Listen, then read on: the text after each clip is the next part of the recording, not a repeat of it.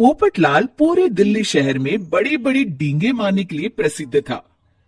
साथ ही वो अव्वल दर्जे का पेटू भी था। उसकी इस आदत के चलते कोई भी आदमी उसे अपने घर भोज पर नहीं बुलाता था। फिर एक दिन पोपटलाल अपनी बहन के घर जाता है, जो दूसरे शहर में रहती थी। अरे पोपटलाल, बड़े दिनों के बाद तुझे मेरी याद आई। माय डियर बहना, तू तो जानती है मैं अपने कारोबार में कितना व्यस्त रहता हूँ। हाँ, तेरी बात भी सही है। अब आया है तो कुछ दिन ठहर के जाना। अरे दीदी, ये भी कोई कहने की बात है। श्यामा देवी पोपटलाल को रहने के लिए एक कमरा दे देती है। अगली सुबह पोपटलाल जोर जोर से गरारे करना शुरू कर देता है। नकुल की पत्नी नींद से जाग जाती है और घबराकर अपने पति नकुल को जगाती है। अरे उठिए, लगता है हमारे घर में कोई जानवर घुस आया है। कैसी अजीब अजीब आवाजें निकाल रहा है, मुझे तो बड़ा डर लग रहा है। अरे कोई जानवर नहीं है भाग्यवान, पोपटलाल मामा जी है, अपना गला साफ कर रहे हैं। इतनी सुबह सुबह? अभी तो सिर्फ 4 बजे हैं। मामा जी इसी तरह से जल्दी उठ जाते हैं। अच्छा, ठीक है। नकुल की पत्नी जैसे ही सोने लगती है, और जल्दी नाश्ता भी करते हैं। क्या मतलब? मुझे अभी उठ के उनके लिए चाय नाश्ता बनाना पड़ेगा? हाँ। अरे मर गई रे, अब मेरा क्या होगा? फिर थोड़ी देर के बाद नकुल की पत्नी मामा जी के लिए चाय नाश्ता बनाने में जुट जाती है। अरे भाई वाह, बड़ी अच्छी खुशबू आ रही है।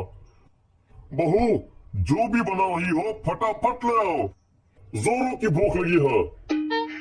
हाँ मामा जी, अभी लाती हूँ। देखते ही देखते पोपटलाल सारा नाश्ता चट कर जाता है।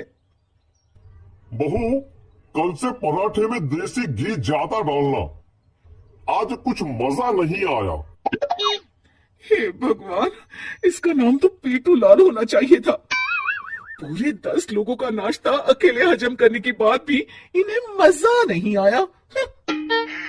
इस तरह रोज पोपटलाल सुबह सुबह घर के सभी लोगों को नींद से बेवक्त जगा देता था और हमेशा खाने की उल्टी सीधी फरमाइश करते रहता था। देखते ही देखते गुप्ता परिवार की दिनचर्या अस्त व्यस्त हो जाती है। अरे भाई, खाने का असली मजा तो इस घर में है। अरे माँ, ये पोपटलाल मामा यहाँ और कितने दिन रुकेंगे? ये अकेले इतना खाना खा जाते हैं कि आज राशन वाला मुझसे पूछ रहा था कि अरे भाई, क्या आप लोगों ने घर में हाथी पाल लिया है? अरे बेटा, अब घर के मेहमान को कोई सीधे मुंह कैसे निकाल सकता है? माँ जी, अब बर्दाश्त की इंतहा हो गई है। मैं अकेले इतना काम नहीं कर सकती। आखिर मैं भी इंसान हूँ। मैं कल ही अपने मायके चली जाऊंगी। अरे भाग्यवान, हम सबको मुसीबत में अकेला छोड़कर तुम कहाँ जा रही हो? जरा सब्र करो, मैं कुछ सोचता हूँ। अगले दिन एक डॉक्टर साहब उस घर में आते हैं। अरे नकुल बेटा, ये डॉक्टर यहाँ क्यों आया है? अरे मामा जी, माँ की तबीयत बहुत खराब है। तबीयत तो खराब होगी ही, तुम लोग उल्टा सीधा खाना जो खाते रहते हो। देखो नकुल, मैं तुम्हारा फैमिली डॉक्टर हूँ, इसलिए आज से मैं जो कहूंगा तुम सबको वही खाना रोज खाना पड़ेगा। आजकल कितनी बीमारियां फैल रही हैं, पता भी है तुम्हें? आज से तुम सब सिर्फ सलाद और करेले का जूस पियोगे, समझे? डॉक्टर अंकल, आप ठीक कहते हैं। पोपटलाल घबरा के, अरे क्या खाक ठीक है भांजे, ये डॉक्टर सीधे सीधे हमें घास फूस खाने के लिए कह रहा है। अरे मैं कहता हूँ भगा इस डॉक्टर के बच्चे को यहाँ से। अरे मामा जी, डॉक्टर साहब ठीक ही तो कह रहे हैं। इसी बहाने आपका इतना बड़ा पेट जो बाहर निकला हुआ है वो अंदर हो जाएगा। इस तरह गुप्ता परिवार रोज खाने में सिर्फ सलाद खाना शुरू कर देता है। बेचारे पोपटलाल का बुरा हाल हो जाता है। ये लीजिए मामा जी, ताजा ताजा करेले का जूस। अरे नहीं नहीं बहू, मैं मरने से पहले मरना नहीं चाहता।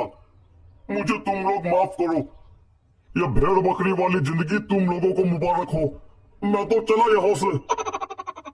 पोपटलाल अगले दिन ही घर छोड़कर चला जाता है। क्यों बेटा नकुल, मेरी अदाकारी कैसी थी? मजा आ गया डॉक्टर। आपने तो बॉलीवुड के कलाकारों को भी मात कर दिया। आपको तो ऑस्कर मिलना चाहिए। बेटा, ये थोड़ा ज्यादा हो गया।